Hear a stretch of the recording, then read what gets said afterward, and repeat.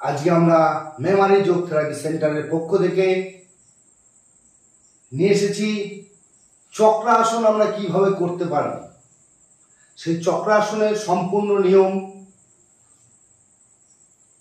কিভাবে করলে আমাদের চক্রাসনটি ভালো হবে এবং কিভাবে করলে আমরা চক্রাসনে নাম্বারটা বৃদ্ধি করতে পারবো। বিভিন্ন কম্পিটিশনে, বিভিন্ন প্রতিযোগিতামূলক জায়গায় গিয়ে আমাদের টেকনিক যদি ঠিক না থাকে তখন আমরা কোনোভাবেই নাম্বার পাবো না।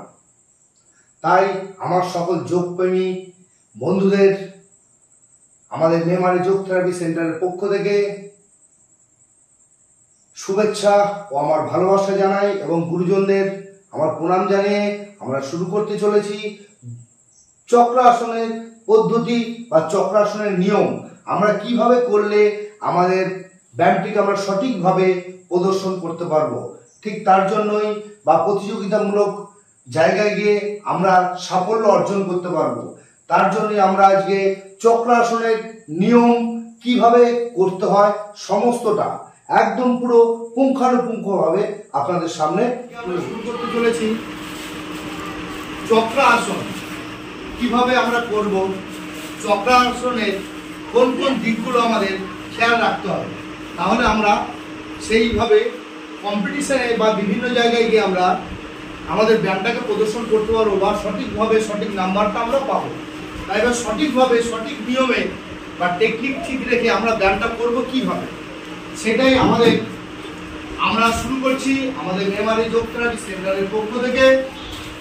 প্রিয়াংশু সরকার, জ্যোতিবল এবং নবীন মজুমদার। চক্রাসন কিভাবে করতে হয়, চক্রাসনের কোন কোন দিকগুলোর টেকনিক আমাদের ভুল থাকে বা কোথায় কোথায় জাজেসরা আমাদের নাম্বার কাটে, সেগুলো দেখিয়ে আজকে আমরা নিয়ম থেকে শুরু করে পুরোটা আমরা দেখাবো। ফার্স্ট শুরু করো চক্রাসন। তিনজন তিনভাবে না, তুমি সাইড পশ্চার নাও, শুরু করো। প্রথমে হাতগুলো সোজা করো, একদম নিয়ম মেনে সঠিকভাবে সোজা করো। প্রথমে হাতগুলো আমাদের একদম সোজা করতে হবে। ধীরে ধীরে হাতগুলো আমরা কানের সঙ্গে সোজা তুলে দেবো, আস্তে আস্তে সুন্দরভাবে, আস্তে আস্তে ধীরে ধীরে নামাও, ধীরে ধীরে একদম সুন্দরভাবে নামাও। হাত থেকে আস্তে সুন্দরভাবে রাখো। দেখো, আমাদের প্রথমত মনে রাখতে হবে চক্রাসন করতে গেলে আমাদের হাতের পাতার মধ্যে, নখের মধ্যে কোনো ধরনের ফাঁকা থাকবে না। সবসময় খেয়াল রাখতে হবে আমাদের হাতের ফাঁকা যেন না থাকে। আমাদের কানকে আমাদের পুরো বাইসেপস মাসেলের মাধ্যমে এটাকে আমাদের চেপে দিতে হবে। এর মধ্যে যেন কোনো ধরনের ফাঁকা না থাকে, একদম সোজা হবে। এবার এই পায়ের গোড়ালির সাথে হাতের পাতা যেন এক সরল রেখায় এবং সমান্তরালভাবে থাকে, একদম সুন্দরভাবে থাকবে। এগুলো সবসময়ের জন্য আমাদের খেয়াল রাখতে হবে। যদি আমাদের আঙুল ফাঁকা থাকে তাহলে কিন্তু আমাদের ব্যায়ামটা ভুল থাকবে। যদি আমাদের গোড়ালির সঙ্গে হাতের পাতা যদি সমান্তরাল সরল রেখায় যদি না থাকে তাহলে আমাদের সেখানে নাম্বার কাটবে। এরকম সোজা করে আমাদের ব্যায়ামটি করতে হবে, হাঁটু ফাঁকা হলে হবে না। এইগুলো দেখে আমাদের সমস্তভাবে ব্যায়ামগুলো করতে হবে। দেখুন, যখন আমরা শ্বাস নেব, ব্যায়ামটা করার সময় দম ভরে শ্বাস নিয়ে নেবো, নিয়ে তারপরে সুন্দরভাবে তুলবো।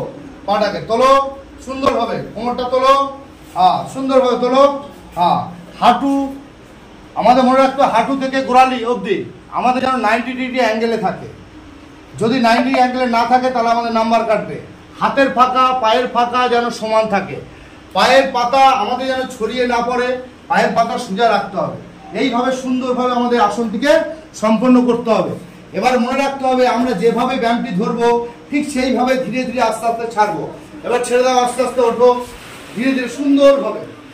এইভাবে করে আমরা আস্তে আস্তে সুন্দরভাবে আমরা ব্যায়ামটি ছাড়বো। তবে আমাদের মনে রাখতে হবে, আমরা যখন ব্যায়ামটি করছি তখন হাতের মধ্যে যেন কোনো ধরনের ফাঁকা না থাকে।